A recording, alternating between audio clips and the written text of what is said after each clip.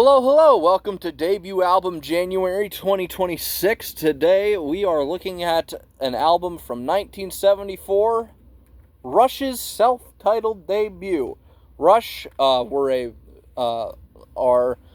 a progressive rock band that didn't necessarily start out that way. This album is their debut album. It, of course, contains the talents of Alex Lifeson and Geddy Lee. However, it does not contain the talents of Neil Peart, neither lyrically nor in the studio, because he wasn't in the band yet. They had a different drummer, a drummer that I forgot the name of.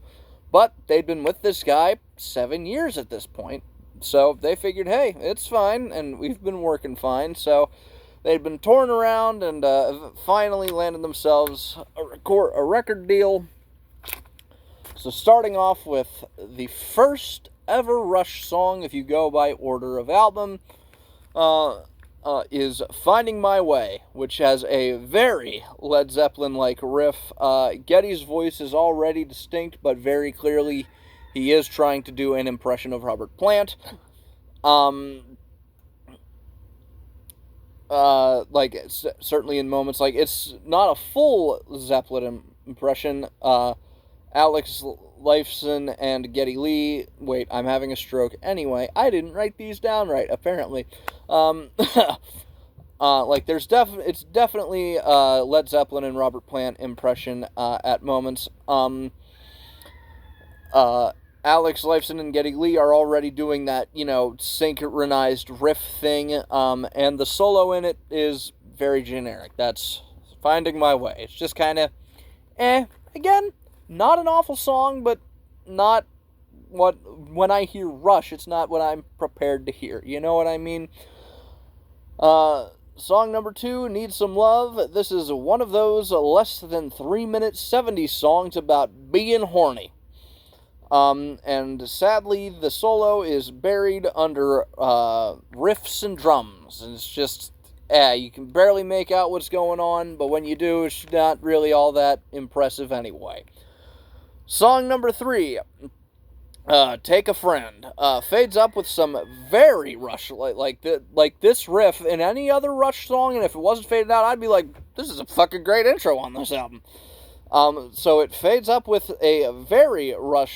some very Rush-like riffery. However, it sadly quickly declines into another attempt to imitate Led Zeppelin, right down to the solo and guitar tone. However, the end is very Rushy. Very Rushy. It's very, very cool at the end there. Song number 4 here again. It's a slow bluesy number. Mostly Zeppelin again so far. Mostly another Zeppelin impression so far. But some things are done in a way that only Rush would do them. I can't really describe to you what they are, but you hear it and you go, okay, that's very distinctly Rush. The solo is very Jimmy Page-ish. It's just, Again, it's another Led Zeppelin impression. I say that a lot about this album, but it's true. What you're doing, it's generic 70s radio rock that you can only identify as Rush by the fact that it's Geddy Lee singing. Apart from that, I didn't really have anything else to say about it. In the Mood, it's another 70s I'm Horny song.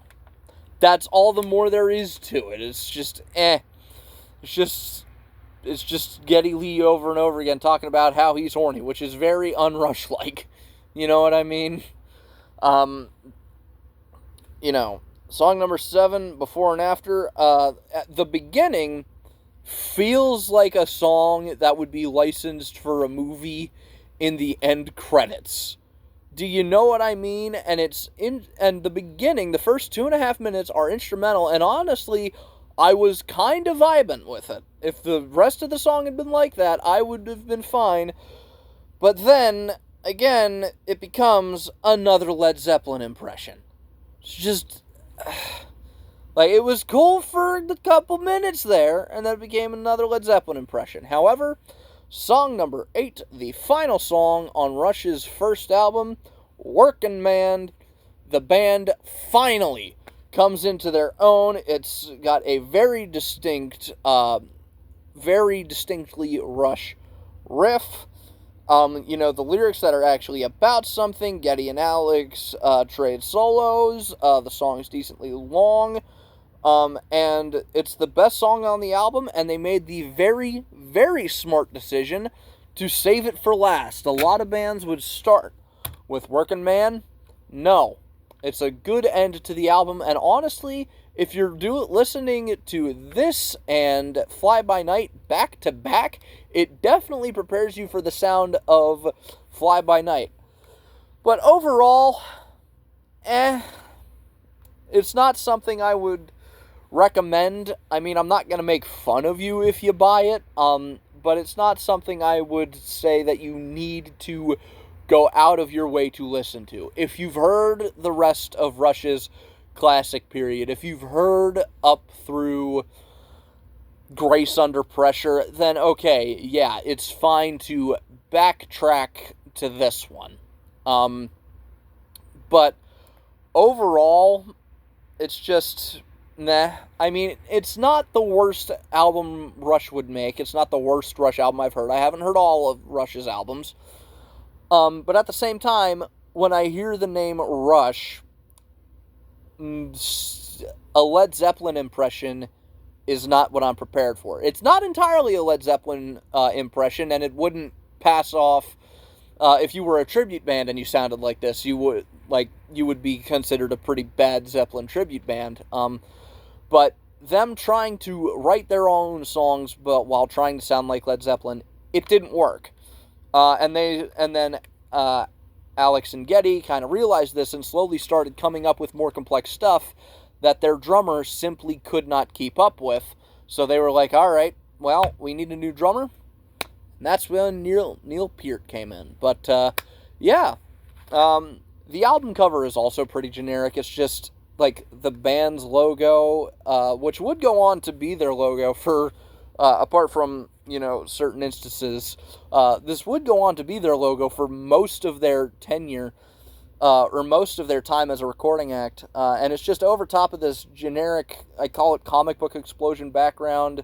It's more of the same on the back, just with the song names, and this is not just exclusive to the CD cover, but yeah, so not necessarily going to recommend it, but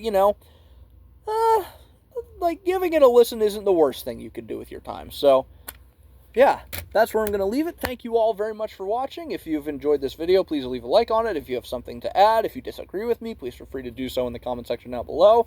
If you like me, like my personality, but don't really like my music opinions, but like hearing me talk, I have a podcast with two of my buddies. It's called Dorkies. I will link the latest episode of that in the description down below. And if you want to hear what I happen to be listening to that day, you can follow me on Instagram. I will leave a link to that down below. I post a song on my story there every single day. And with that, I would like to thank you all for watching and remind you to stay weird and keep jamming. See you in the next one. Take care.